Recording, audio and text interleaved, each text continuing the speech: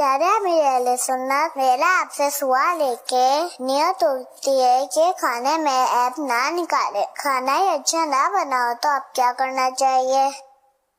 عیب یہی تو ہے کہ اچھا نہیں بنا، اور یہی تو نہیں بولنا، یہاں تو کسوٹی ہے نا، امتحان یہی ہے۔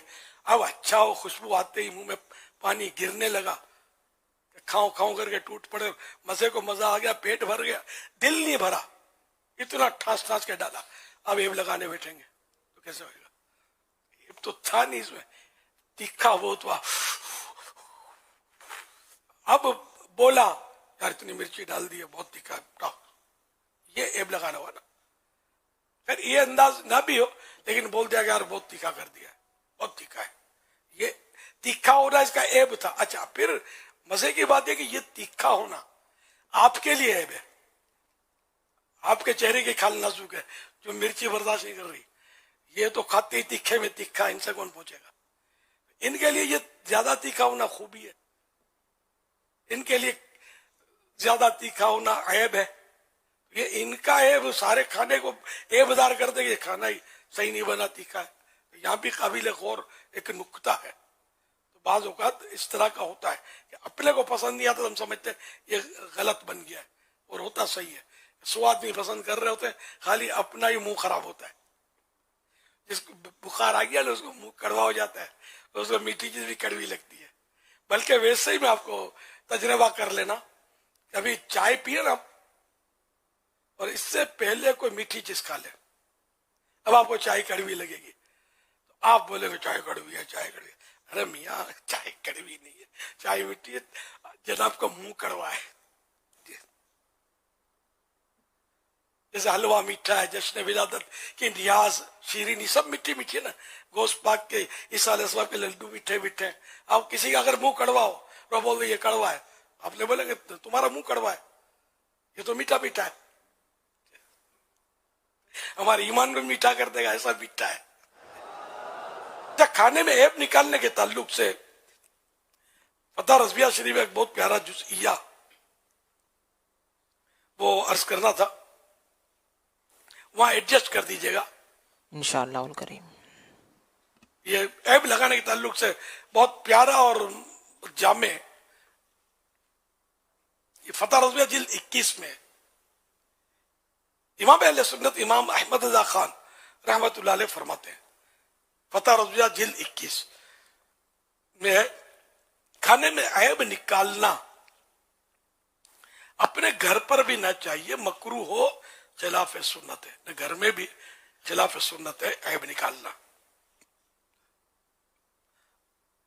عادت کریمہ یہ سرکار صلی اللہ علیہ وسلم کی مبارک عادت یہ تھی کہ پسند آیا تو تناول فرمایا، یعنی کھایا، ورنہ نہیں۔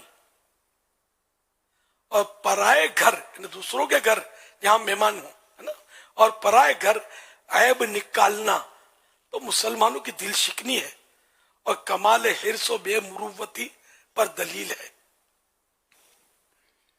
کسی کے گھر جائے بیچارہ اتنا اہتمام کرے اور ہم اس پہ عیب نکالنا شروع کر دیں کہ یہ تو یوں ہے اور ٹیسٹ نہیں ہے اور تھوڑا جل گیا ہے، اور تو اس طرح مطلب ظاہر اس کا دل تو ٹوٹے گا نا۔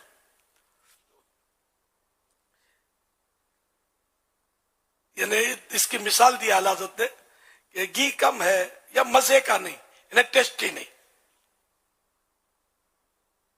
یہ عیب نکالنا ہے۔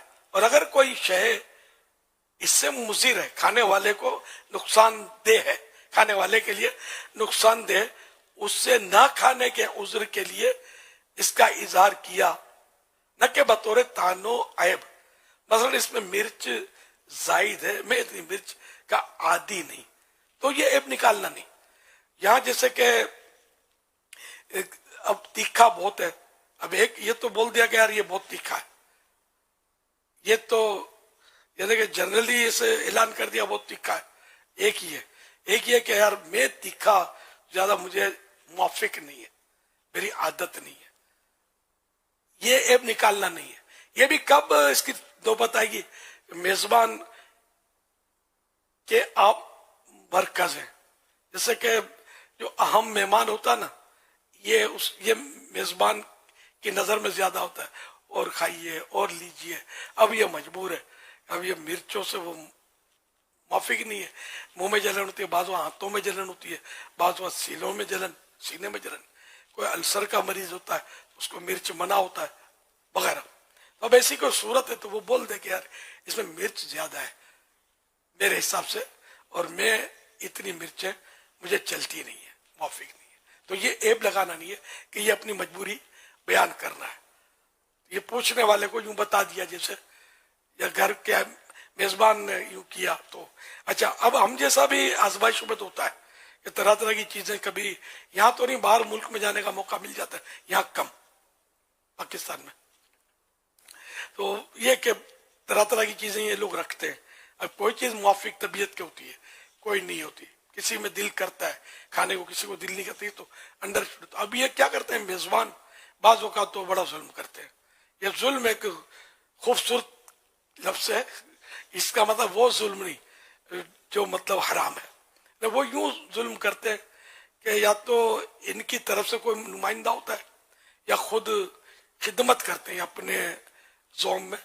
اپنے ہاتھ سے یہ ڈالا، بوٹا ڈالا، آلو ڈالا، شوربہ ٹھک ٹھک ٹھک ٹھک کر کے چاول کو ملیدہ بنا دیا، وغیرہ وغیرہ وغیرہ. یہ کچھ نہ کچھ ڈالتے رہتے ہیں. یہ تجربہ ہے میرا. کہیں کہ ایسی کوفت ہوتی ہے، صحیح بات، ایسی پریشانی ہوتی ہے.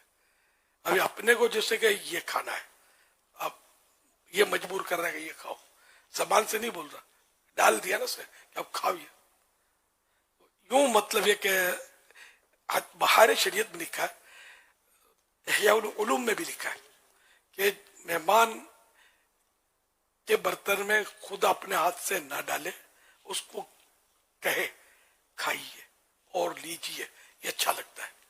اور احیاء العلوم میں تو یہاں تک لکھا ہے کہ اسے 3 بار کہے اور لیجیے اور کھائیے. اتنا نہ کہے کہ ضرورت سے زیادہ کھا ڈالے مروت میں، وہ بیچارہ پریشان ہو جائے. یہ بھی ہے.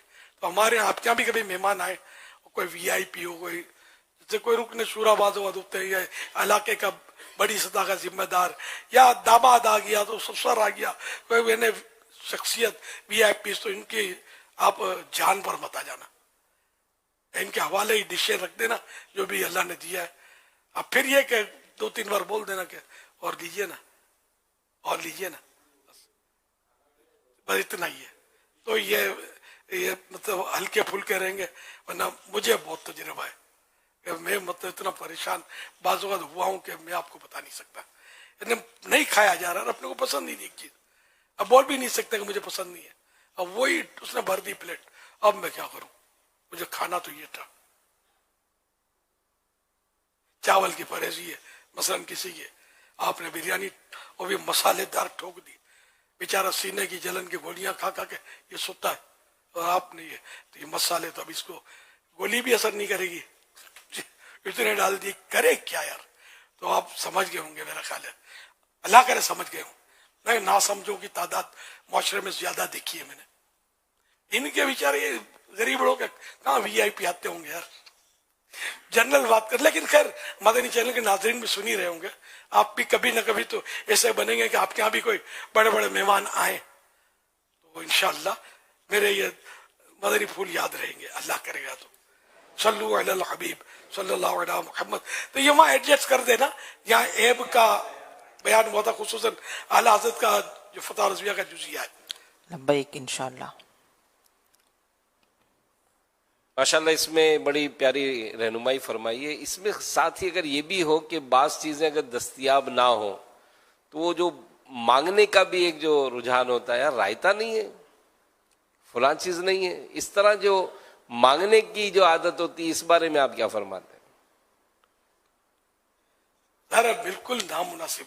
اب بیچارے بھول گئے ہوں تو کیسی ان کو تو شرم کے مارے زمین سرکتی نظر آئے پاؤں کے نیچے سے. میزبان بھی، مہمان بھی معزز ہو بولنے والا تو اور مطلب بیچارہ وہ باہر میں پڑ جائے. میں ایک دور تھا پنجاب میں جاتا تھا نا، جب دورے پہ قافلوں میں، ہم آزادی تھی، کوئی یہ سیکورٹی کے ایشو نہیں تھے، نئی فیضان مدینہ ہوتا تھا غالباً اس وقت، یہ بن گیا ہوگا بعد میں، تب بھی سیکورٹی ایشو فوراً نہیں شروع ہوئے، بعد میں ہوئے. تو نمک نہیں ڈالتے. پنجاب کے شیر جو ہے نا یہ ابلے ہوئے چاول رکھ دیتے تھے. اب نمک کے بغیر مجھ سے ہم لوگ نمک والے چاول کھانے کا عادی بچپن سے یہ کھائے. یہ شاید پنجاب میں ہے نا رواج ہے بغیر نمک کے, سمجھے. تو اب مانگنا بھی دل نہیں کرتا تھا کہ میں مانگوں. نتیجہ کیا ہوا, میں نے اپنی نمک کی ڈبیا بسا لی. اپنا بیگ ساتھ ہوتا تھا, اس میں نمک کی ڈبیا رکھتا تھا, جہاں ضرورت پڑی نکالی. سوال نہیں کر رہے. یہ میرے بہت پرانے جو ساتھ ہیں نا, انہوں نے دیکھا ہوگا یہ میرا انداز. پانی بہت پیتا تھا میں. اب پانی بھی مانگوں میں تو یہ بھی جمتا نہیں تھا. پھر میں نے پانی کا بوتل وہ لٹکانا شروع کیا. کیا وہ حاجی لٹکاتے نا اس طرح کا, یہ بھی بہت سارے دیکھا ہوگا شاید. یہ دور نہیں تھا سمجھے سوشل میڈیا کا, ورنہ سارا مل جاتا دعوت اسلامی کی ویب سائٹس پر. تو میں نے مطلب یہ لٹکانا شروع کیا پانی, اسی سے پانی پیتا تھا. تو یہ سامنے آئی بات, کسی نے کہا کہ ماشاءاللہ, یا کوئی بات نکلی ہوگی پتہ نہیں, آپ تو زمزم پیتے ہر وقت. وہ زمزم کا اسٹائل وہی حاجی لوگ لٹکاتے تھے, عوام تو یہاں کوئی لٹکاتی نہیں اس وقت. خیر تو ایک عرصے تک میں اس کو لٹکاتا رہا. پھر ایک جگہ اجتماع میں گئے تھے, پانی ہو گیا ہوگا ختم. تو کسی اسلامی بھائی نے کسی کے گھر پہ, جو میرے قریب ہوتے تھے, اب وہ سارے عقل مند ہوتے تھے, ابھی پتہ چل جائے گا آپ کو. عقل مند ہاتھ میں کہاں آتے ہیں یار, اتنے بڑے مصروف ہوتے ہیں. تو دیوانے وغیرہ بعض اوقات ساتھ چل پڑتے ہیں کیا. تو اس نے مطلب میں وہ پانی آیا, پانی چینی والا میٹھا گیا شربت کی طرح. میں سمجھ گیا اس کی کوالٹی, مجھے اندازہ تھا. میں نے ہو نہ ہو اس نے کہا ہوگا پانی بہت اچھا اور برابر میٹھا پانی دینا. بورنگ کے بھی تو پانی ہوتے ہیں نا گھروں میں, صحیح پانی دینا اچھا میٹھا. تو وہ ظاہر میں مہمان تھا, میرا ان کے علاقے میں میرا بیان تھا اس وقت. تو ظاہر کہ میں راجا ہوتا تھا, ساری رعایا جمع ہوتی تھی اپنی. ایک خوش طبعی کے طور پہ عرض کر رہا ہوں, تو بڑی دھوم دھام ہوتی تھی. اب اس میں میری طرف سے پانی کا مطالبہ میٹھے کا, تو چینی اتنی بھی تو مہنگی نہیں تھی نا. کر میں نے بات سمجھا دیا ہوگا کہ یار تم نے پھنسا دیا میرے کو. ویسے چینی سے تو میں زمانے سے, وائٹ چینی سے واقف تھا کہ یہ سویٹ پوائزن ایک طرح سے. تو یوں بھی چٹکلے, مطلب یہ وہ وقت بھی گزر گیا. دیکھ ان دنوں وہ کام کرنے کا ایک مزہ آتا ہے یار, آزادی تھی. اب آزادی نہیں ہے. تو علی الحبیب صلی اللہ علیہ وسلم.